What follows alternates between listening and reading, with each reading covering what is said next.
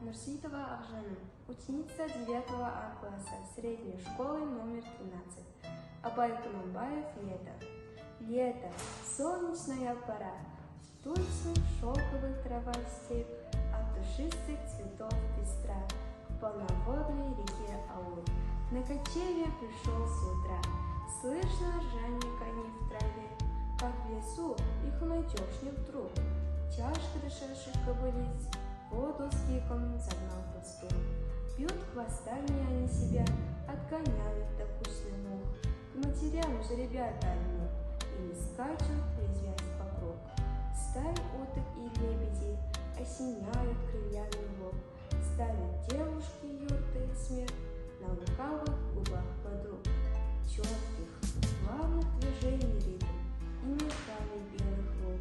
Скот на пастбище оглядев, успокоясь, помолодев, возвращается в Абаеву, аргамак его резкий сух. Гости в йоту его сошлись, бьет ключом из собой кумыс. Остроумие был в кругу, возбуждает умысный дух. И наученный пастухом, мальчик к матери пристает, просит мяса и хнычет вслух. Здесь не чувствуется жары, Бая кинулся на ковры. Над его самоваром пар, словно облачко белый пух. Бай кивком одобряет речь, говорит, не желая вслух, но кивку его и безя вмиг поддакивает весь круг. С палкой в белой рубашке сед, Аксакал издали спешит.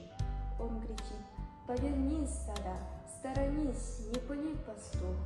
Может, Баю придет каприз, пригласи к себе на кумыс. Раболепничего из сук, вот табунщики на лихих, на бешеных баранных, утром сели они в светло, а теперь уже день потух. Вот охотники вдоль реки, по вечерним лугам спешат, с каждым соком, как верный друг. Ловкий хищник уходит ввысь и разит из седых гусей. Гонит вдаль от него испуг, Аксакала таит недуг. Жизнь прошла, не вернешь назад, байским шуткам издалека. Вторит старческим смехом он, только Бай к его смеху глух.